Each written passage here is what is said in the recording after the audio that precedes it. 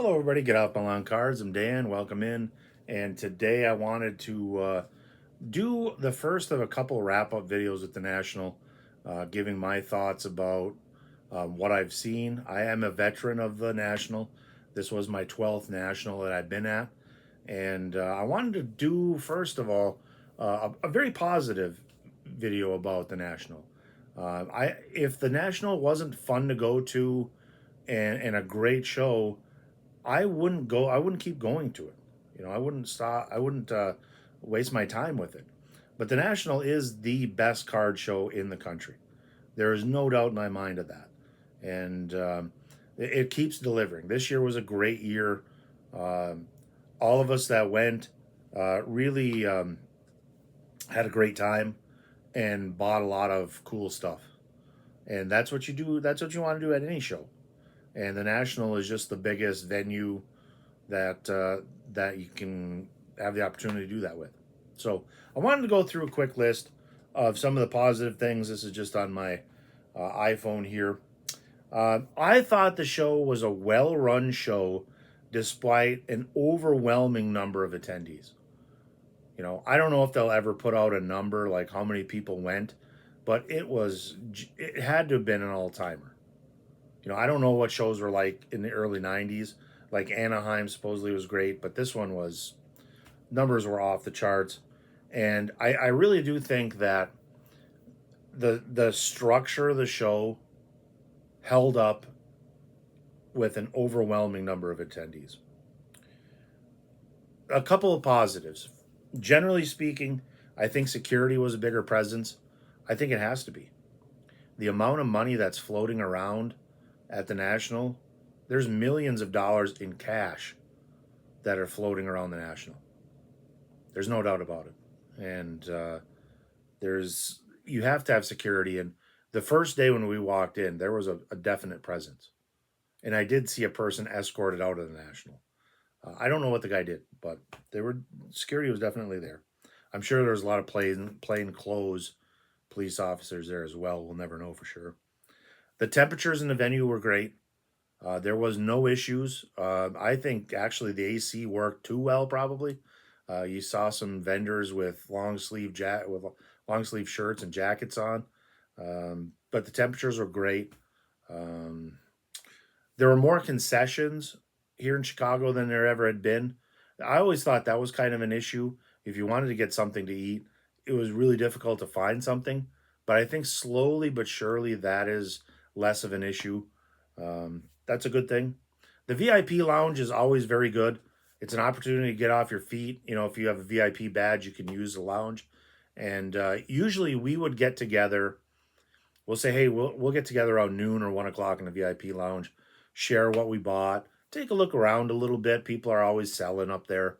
Um, Wednesday, opening day, when they do the sneak peek, they always have kind of a mini VIP party. So the pass is really nice. But the buddy that we travel with, he gave a really good idea because it's hard to get into the venue on time because of traffic and such. And he said, why not start the show an hour earlier and have VIP access for 2 hours early? Now, keep in mind, there's some days, I don't know if it was every day, where the National let general admission people in early. And I'm going to give those of you, the general attendance folks, a piece of advice. Don't wait in line. If you're going to get in at 10 o'clock, just go in at 10:20 and you probably can walk in without waiting. I don't think that happened every day, but that's pretty common. Okay, that's the way it should be. But having a 2 hour early pass, it puts a lot of burden on the sellers to be there an hour early. They're already pretty early. But hey, I think it's a great idea. So shout out to our buddy for that idea. I think that's a great idea. This had to have been a great week for sellers at the show. I talked to a couple dealers. They say, "Hey, how are you doing?" And I always ask, "Hey, how's the show going for you?" And those guys, everybody I asked was like, "Oh, it's going really well." Now that might be just cover. Maybe they aren't all doing well, but you know, uh, It's definitely a seller's market right now. The prices are unbelievable for things, and people will say, "Well, the dealers are just charging a lot of money." They can charge what the market bears, and right now the market is saying we're going to buy. We're going to buy $1,000 cards, $10,000 cards, $30,000 cards.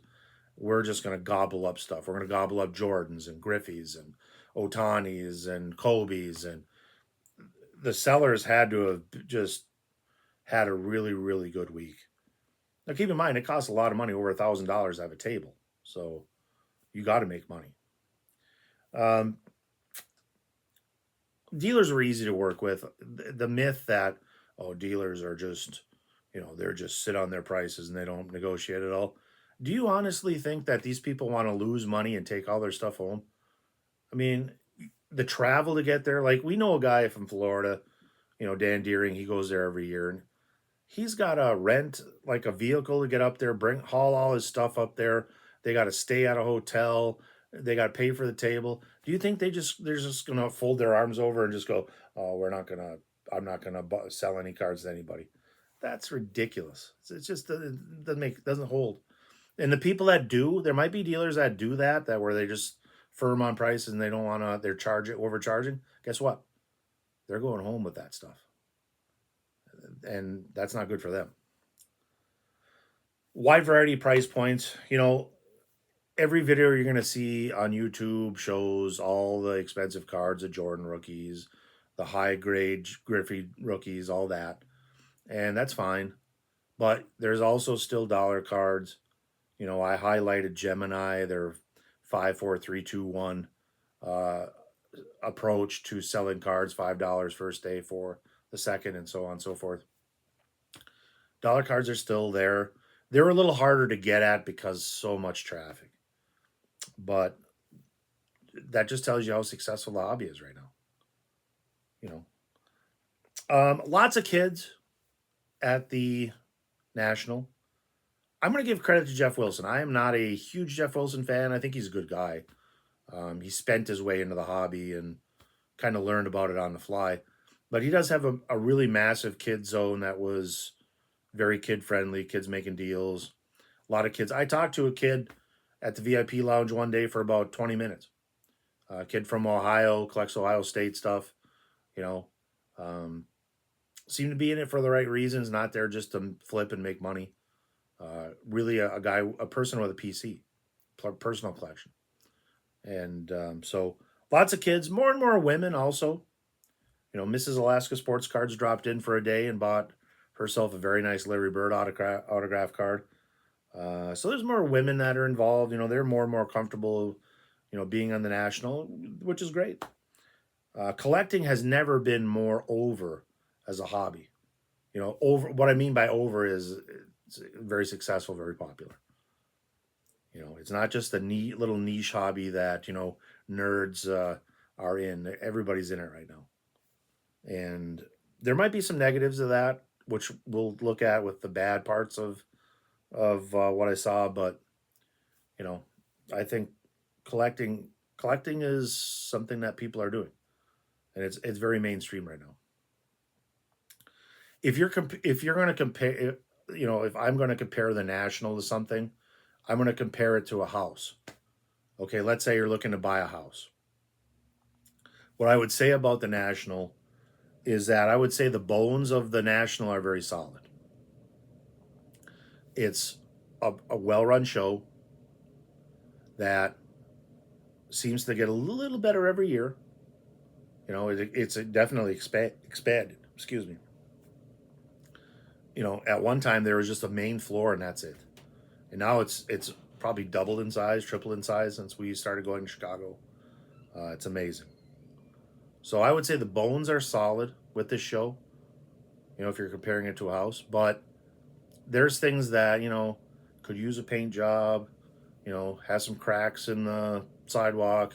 There's some things that are under the surface that need some work, and I'm going to talk about those in the next video. So if you like this video, subscribe, subscribe. I picked up a whole bunch of subscribers in the last month, which is great. I'm going to try to keep these videos pretty short. My thoughts on the good things and the bad things. Ketos, thank you. And we'll see you down the trail.